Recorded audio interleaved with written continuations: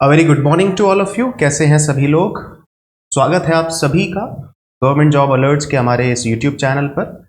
और आज हम डिस्कशन करने वाले हैं Jharkhand staff selection commission JSSC के बारे में।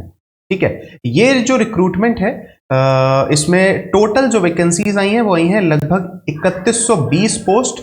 पूरा का पूरा डिटेल डिस्कशन करने वाले हैं। एज का क्या क्राइटेरिया है, एग्जाम पैटर्न क्या होने वाला है, सैलरी क्या होने वाली है और भी बहुत सारी चीजें। तो सबसे पहले एक बार इसकी ऑफिशियल जो वेबसाइट है उस पर चलते हैं। ये आपकी ऑफिशियल वेबसाइट रहने वाली है झारखंड स्टाफ सिलेक्शन कमीशन की। ये ऑनलाइन रजिस्ट्रेशन का जो लिंक है वो भी आपको यहीं से मिलेगा। तो ये URL आपको डिस्क्रिप्शन बॉक्स में दे दिया जाएगा।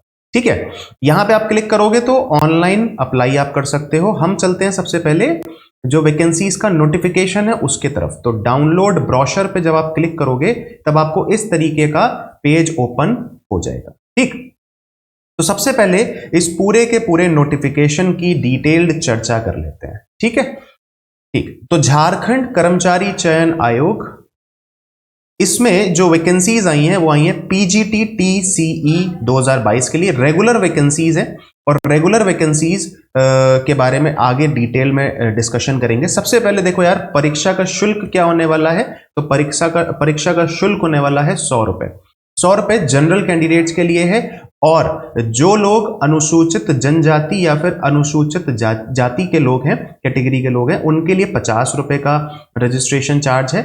और जो लोग दिव्यांग हैं, जो PWD सेक्शन में आते हैं, उनके लिए कोई भी शुल्क नहीं है। उनको जो फॉर्म है वो फ्री में भरने का मौका दिया जाएगा। जो आप फीस पे करोगे वो रिफंडेबल है, एक बार पे हो गई तो वापस नहीं हो सकती है।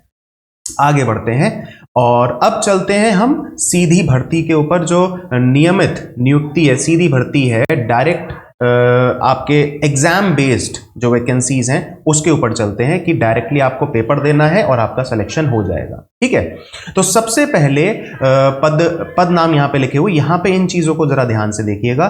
यह है जीव विज्ञान। जीव विज्ञान में वैकेंसी है आपकी 218। जीव विज्ञान मतलब बायोलॉजी में 218 वैकेंसीज टोटल हैं। और अलग अलग कैटेगरी के लिए अलग अलग वैकेंसीज के नंबर्स आपको दे रखे। ठीक है, तो जिस भी कैटेगरी के आप हैं उस कैटेगरी में कितनी वैकेंसीज हैं आप एक बार जाके उसमें देख सकते हैं। क्लियर है इतनी बात? आगे चलते हैं। तो जीव विज्ञान हो गया, बायोलॉजी में 218 वैकेंसी है। फिर आ गया रसायन शास्त्र। रसायन शास्त्र में है 227 वैकेंसी, मतलब कि केमिस्ट्री में आपकी 227 वैकेंसी है। ठीक, भूगोल में आपकी 164 वैकेंसी है। भूगोल मतलब इकोनॉमिक्स में आपकी 164 वैकेंसी होने वाली है। हिंदी में आपकी 163 वैकेंसी है। हिंदी लैंग्वेज में आपकी 163 वैकेंसी है, हिंदी सब्जेक्ट में, लैंग्वेज में नहीं सब्जेक्ट में। अर्थशास्त्र, अर्थशास्त्र में आपके कितनी होने वाली हैं? होने वाली है 167। ठीक है ना, 167 वैकेंसीज आपकी अर्थशास्त्र में होने वाली हैं। जो कि आपकी, अच्छा मैंने ऊपर कुछ गलत बोल दिया था कि ना, भूगोल में इकोनॉमिक्स नहीं है, ज्योग्राफी है। ठीक है ना, बाय मिस्टेक। भूगोल में मतलब ज्योग्राफी में 164 है और अर्थशास्त्र मतलब इकोनॉमिक्स में 167 है। इतिहास मतलब हिस्ट्री में 182 है। संस्कृत में आपको 169 मिलेंगी। इसके बाद भौतिक शास्त्र मतलब कि फिजिक्स में आपकी 251 वैकेंसीज है, काफी अच्छा नंबर आया फिजिक्स में। और गणित मतलब कि मैथमेटिक्स में आपकी 185 वैकेंसीज आई हैं। ठीक है, फिर वाणिज्य, वाणिज्य मतलब होता है कॉमर्स। कॉमर्स में आपकी आई है 200 वैकेंसीज, बहुत ही अच्छा नंबर आया वाणिज्य में। ठीक है, एंड देन अंग्रेजी में मतलब इंग्लिश में आपकी 211 वैकेंसीज आई। तो ये सभी की सभी वैकेंसीज आपकी रेगुलर वैकेंसीज हैं और अलग अलग सब्जेक्ट में अलग अलग वैकेंसीज आई हैं, नंबर ऑफ वैकेंसीज। तो आप जिस भी सब्जेक्ट के लिए अप्लाई कर रहे हैं और जिस भी कैटेगरी से अप्लाई कर रहे हैं, अपने उस कैटेगरी और उस सब्जेक्ट की वैकेंसीज को बड़े ध्यान से देख लीजिए। इतना क्लियर है? आगे चलते हैं हम। ये तो सीधी भर्तियां थी और रेगुलर वैकेंसीज थी। आगे चलते हैं भाई सीमित वैकेंसीज, कार्यरत TGT शिक्षकों के लिए। जो पहले से किसी TGT में कार्यरत हैं उनके लिए नंबर ऑफ वैकेंसीज का अलग एक परफॉर्मा बनाया गया है। जीव विज्ञान मतलब बायोलॉजी में 73 वैकेंसीज हैं। इसके बाद रसायन शास्त्र में, केमिस्ट्री में 75 है। भूगोल मतलब ज्योग्राफी में 54 है। हिंदी में 54 है। फिर अर्थशास्त्र में आपकी 55 है। इतिहास में आपकी 61 है। हिस्ट्री में 61 होने वाली है। संस्कृत में 58 है। ठीक, एंड देन उसके बाद आ जाता है भौतिक शास्त्र में आपकी 85 वैकेंसीज आई हैं, और गणित मतलब मैथमेटिक्स में 63 है, वाणिज्य मतलब कॉमर्स में 67 है, और अंग्रेजी मतलब इंग्लिश में 73 है। तो वैकेंसीज का नंबर बहुत ही अच्छा है। टोटल जो पद हैं वो है 3120 पोस्टों के लिए पूरी की पूरी वैकेंसी ये आई है।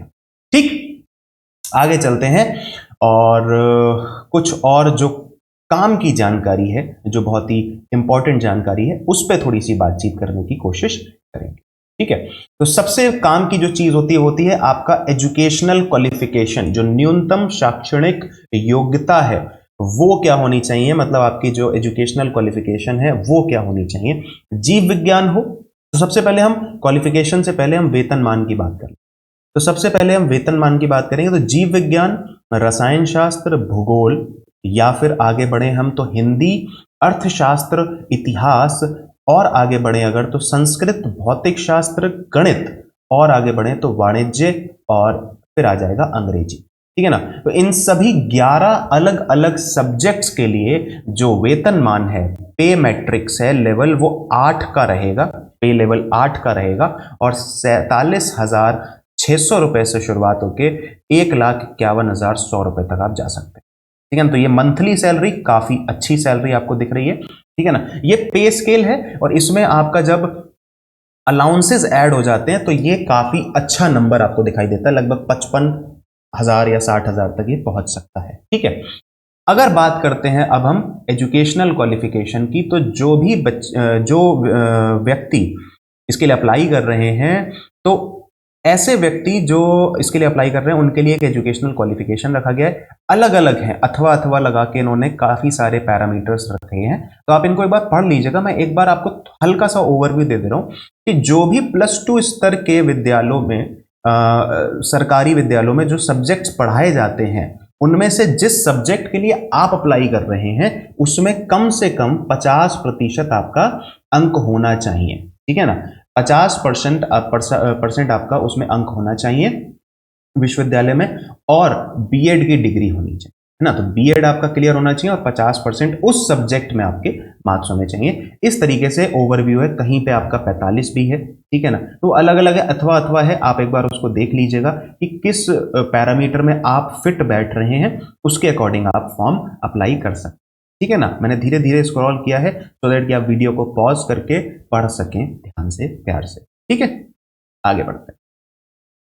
ठीक है, तो वैकेंसी ध्यान रखिएगा, झारखंड स्टाफ सिलेक्शन कमीशन की है, पीजीटी। ठीक है ना। पीजीटी ग्रेड के आपको टीचर बनाया जाएगा, पीजीटी का। ठीक, आगे यहाँ पे लिखा भी है न्यूनतम जो योग्यता है वो क्या होने वाली है, वो यहाँ पे लिखी। ठीक, अच्छा।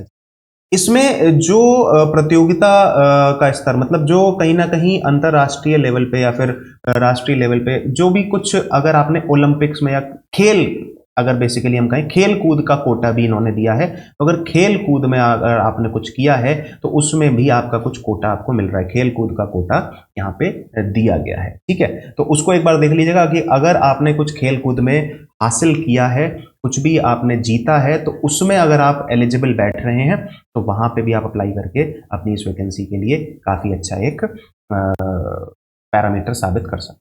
ठीक है, आगे बढ़ते हैं।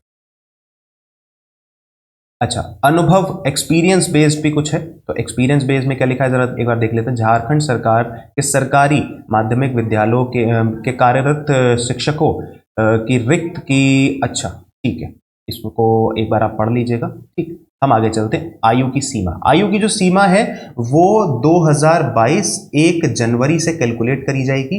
जो न्यूनतम उम्र सीमा है वो 21 वर्षीय है। 21 वर्षीय आपकी मिनिमम एज होनी चाहिए, और अधिकतम एज जो है वो कैटेगरी वाइज है। अगर जनरल कैटेगरी के तो 40 वर्षीय, और अगर ओबीसी कैटेगरी के हैं, पिछड़ा वर्ग, अनुसूची ठीक है, जो पिछड़ा वर्ग है उसके लिए 42 वर्षीय आपकी एज होनी चाहिए पुरुषों के लिए। ठीक है ना। और महिलाओं के लिए अनारक्षित, उसके लिए 43 होनी चाहिए। अनुसूचित जाति के लिए, अनुसूचित जनजातियों के लिए 45 साल की उम्र है। ठीक, तो एक बार आप देख लीजिए किस भी कैटेगरी में आप आते हैं तो वहां पे आपका ये रिलैक्सेशन आपको एज का थोड़ा सा मिल जाए। ठीक है, आगे चल।